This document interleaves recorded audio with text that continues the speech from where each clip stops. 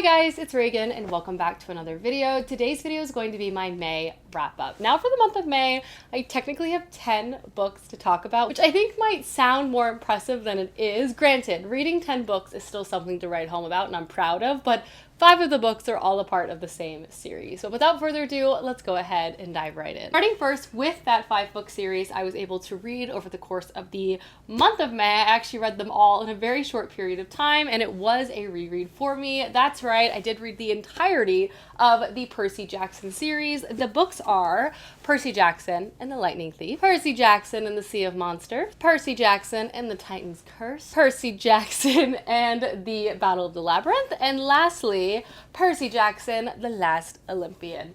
I obviously am a big Percy Jackson stan. I have been a Percy Jackson stan since I read these books in middle school for the first time. And the funny thing about this particular reread for me is I actually had not reread these books since I read them when I was a kid.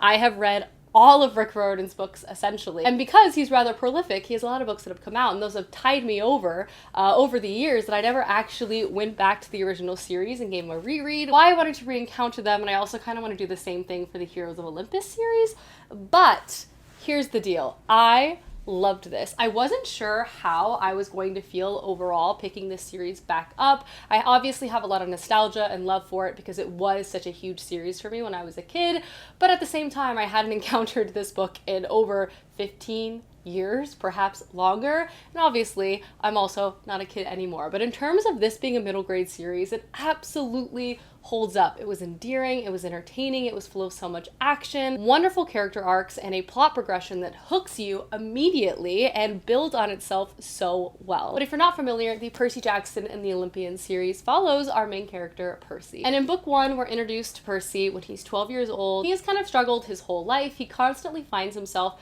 getting in trouble in school, getting kicked out. He also struggles with learning as he does have dyslexia. Often the reason why he gets kicked out of school isn't really his fault, but it's also completely unexplainable. He loves his mom, he hates his stepdad, he lives in New York City, all of these things. But also at the beginning of the story, we learn that Percy is special and that he is actually a demigod. From there, we watch Percy Jackson go to Camp Half-Blood, a summer camp full of other demigod children where they can learn to utilize their powers, do sword fighting, all different types of ancient Greek situations. Obviously, these kids come from a variety of different parents too, so everyone's a little different and quirky. It's a lot of fun. This is where we meet Annabeth and Grover, two of Percy's closest friends we watch throughout the entirety of the series, and where we're also introduced to a prophecy. Each book is structured like a quest. We watch Percy and his friends go out on an adventure, try to solve some type of problem, have to overcome a variety of obstacles that are always ancient Greek themed. There's so many fun stories that Rick Riordan pulls from throughout this series,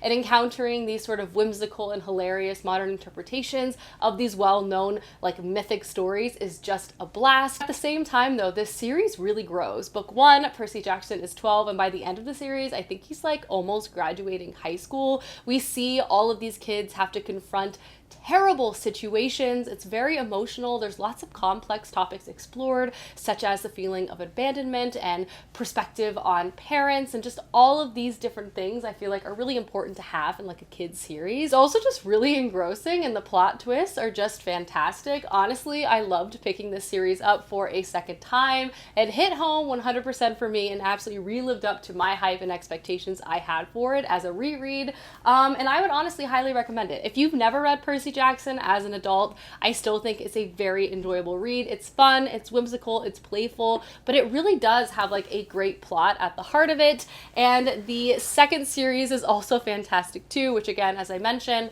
I want to reread. I would probably say the last book was my favorite in the series, but all of the books work so well together. It's honestly hard to pick a favorite, and I kind of view all of the books as one progression. But I love a quest structure, I love friendship, I love all of the stuff that Percy Jackson is about, and this was such a great time. And I do have an entire reading blog documenting the process from beginning to end. If you want more in-depth thoughts about each particular book, I'll have that link down below if you want to check it out. But these were the first 5 books I read for for the month of May. The next book I picked up is The Serpent and the Wings of Night by Carissa Broadbent. In the month of May, I was honestly sick for almost the entire month, so my TBR kind of shifted with my mood. I really wanted something entertaining and steamy and just like fast-paced and also just easy to read, which is why I decided to check this book out because it's honestly all over TikTok. It's very, very popular. And people also say it's a good balance between romance and actual fantasy plot.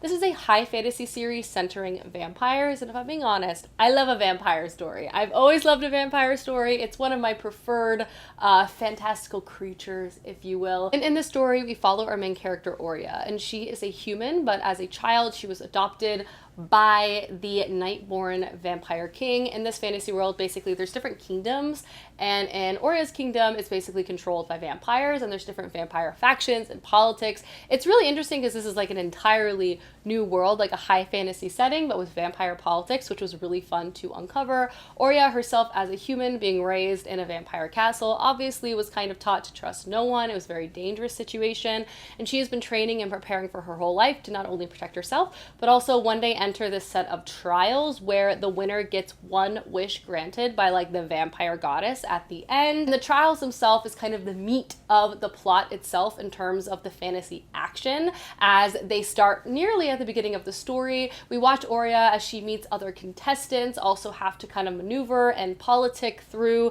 different situations. We also see Aurea as she has to uncover and understand her own powers and take on various very, very dangerous tasks. Obviously though, as I mentioned, this does have a romantic element to it, and we are introduced also to our other main character, Ryan, I think that's his name. He is a vampire from a competing faction. He's tall, he's strong, he's brooding, but obviously has a little bit of a mystery about him, not to mention he's very, very attractive. And Aurea and Ryan begin to form an uneasy alliance, and you see their working relationship develop over the course of this series. This book is full of secrets and tension, and will they, won't they, and lots of action. It's by no means like mind-boggling. This is not like a work of perfect fantasy, but it is a work of a very entertaining like fantasy plotline with romance. It was so easy to read. I flew through it. It was exactly what I wanted while I was sick. And I will say the ending honestly got me. I'm very curious to see where the next installment is going to go. And I also feel like the romantic pacing was so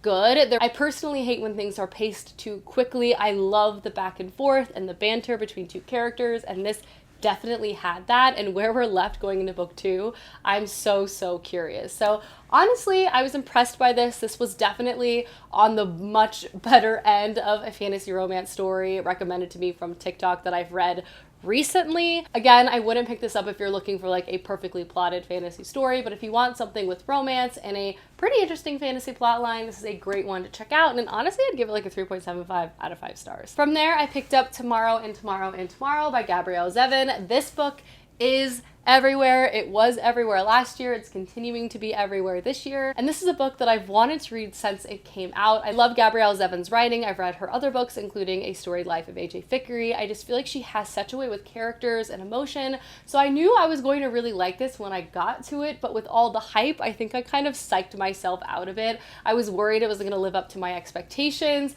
all of those things. I'm happy to report though that I loved this story. It was so gripping. It was such an interesting concept, such great characters, and I also loved the longer timeline that the entire story sort of exists in. But this story follows our two main characters, Sam and Sadie, and it's told through both of their perspectives. Sam and Sadie first became friends many years ago in their like early teen years at the hospital, where they both had a mutual love for video games, and that's kind of how they initially connected. They did have a falling out though in their childhood years, and fast forward to when they're both attending Harvard and MIT respectively, they sort of run into each other once again and begin developing games together. Sam and Sadie's games become almost an instant hit, and they also begin to work on something that sort of changes the fabric of society in terms of its popularity. But as I mentioned, this book is told through a really long timeline. It's also a very intimate character study between these two characters. They have such a fascinating relationship, friendship, this deep understanding of the other. Also, you watch them as they completely misunderstand each other all of the time. Structurally, this book is written in chunks, kind of documenting different significant periods of their life. First, we find them in their childhood, reading again from alternating perspectives as they meet, grow close, and see their friendship begin to take form. Fast forward, we meet them again in their early 20s as they begin their initial working relationship with each other, but also as they're processing their early adult years. And then again, we begin to follow them as their career is more established. The alternating perspectives in this longer timeline just really gave us so much insight on the characters themselves. I also just felt like Gabrielle Zevin crafted characters you immediately felt so comfortable in their headspace in. You had so much empathy and understanding and frustration with both of them. Something else I really appreciated too is while you're definitely living in the moment in these different perspectives relative to the timeline that they're existing in, but we also kind of had situations where we'd have a fast forward moment, a forward looking article where one of them is reflecting on the significant moment where we just read from. So we have both a fresh emotional response, but also a reflection from either of these two characters with hindsight, with age, and with additional experience, which I also thought was really, really interesting. Outside of the fantastic characters, I also just felt like the concept and the passion that rooted the book was so interesting too. Obviously, I'm a video game lover, but I also feel like if you have no interest in video games, just seeing the deep passion that both of these characters have for this topic was so interesting to read. The artistry and the technical aspect of all of the games that Sadie and Sam developed was just really cool. And the passion that they felt about various games and topics throughout this book was honestly kind of addicting. Like, you began to feel that same way too. This book was just so interesting. Great characters, a great plot line, emotional, so many different nuanced topics explored again over a longer timeline. I love the hyper focus of just this relationship kind of parsed out through different key moments in time, and you can really interpret it in so many different ways. It was just such a home run for me. I truly loved it. I can see why a lot of people love it. It's just a great character-led story. You love characters, you're gonna love this. Honestly, I would say probably one of my favorite books I've read so far this year. I gave it a 5 out of 5 stars. Next up, I picked up a very, very short book, and that is A Psalm for the Wild Built by Becky Chambers. This is a very beloved short story, also a Hugo Award-winning short story, I'm pretty sure. And boy, was it just an absolute delight. I mean, everyone says this book is like a warm hug. It's cozy, it's endearing, it's just a great time, and I'm happy to echo that is definitely the case. This short story is set in the future after some sort of apocalyptic event has upended society. But society is not so doom and gloom, which we often get in these type of stories. It does have some kind of like mechanical aspects to it, which is really cool and very sci-fi leaning. But in this book, we're introduced to two characters. The first is Dex. Dex is a tea monk. It's basically an occupation which finds them traveling all around human society. They basically stop, set up shop, and people come, sit down. Dex brews them a very specific cup of tea tailored to the individual, and the person just kind of talks about their feelings. Dex listens, offers advice, but mostly like a shoulder or an ear that will listen without judgment. It's basically like therapy in a way. But at the beginning of this book though, Dex is feeling a little unsettled, a little unclear about what they want to do in their life, feeling a little purposeless, if you will, and they kind of spontaneously decide that they're going to go exploring in the wilderness, the untracked wilderness that hasn't been kind of maintained by human society since the agreements between humans and robots. Shortly after they're venturing out into this wilderness, they meet Moscap, a very friendly, very boisterous, and very talkative robot who has decided that they want to come to human society to learn and maybe possibly broker interactions between these two groups of individuals once again. And so begins a journey with Moscap and Dex as they travel through the wilderness together. This is all about like sharing and culture and understanding. It was a beautiful story to behold, just two characters opening their hearts, opening their minds to each other, sharing different perspectives and interpretations. It was just a delight. Like, everyone says this book is a delight, and it truly is. The setting is immersive, and just the nature element of it is beautiful. The concept is really fascinating, and it's always nice to read a more hopeful leaning end of the world book, if you will. There is a sequel, which I'm definitely going to be picking up and reading soon, but Dex and Moscap, protect them at all costs. They are beautiful. 5 out of 5 stars. The next book I was able to get to was A Desolation Called Peace by Arcady Martin. This is the sequel to A Memory Called Empire. And I loved A Memory Called Empire, and I was really unsure how the book would progress into a sequel. And Arcady Martin really said, hold my beer, and made an even better book than the first one. I don't even really understand how they did it, but this book was extraordinary. A unbelievably complex sci-fi novel that you will be hanging on to every word, mostly because you need to track every word, because you need to understand, one, what's going on, but every word kind of feels like it has a significance to it, which just made the reading experience beautiful. But if you're not familiar, this series is set in a world where there is this very large colonially minded empire planet, and on this planet poetry and writing plays a huge significance in their culture and also how people kind of portray and present themselves in society. It's also unbelievably bureaucratic. It's a large planet with lots of different arms, lots of competing interests, and lots of people vying for power. In book 1, we're introduced to one of our main characters, Mahit, who is an ambassador from a place called Desolation, which is a small, faraway station that doesn't want to be colonized by this great power, so she is traveling there to protect their interests. Mahit has always kind of had this love for this culture, even though she knows that she should not have it.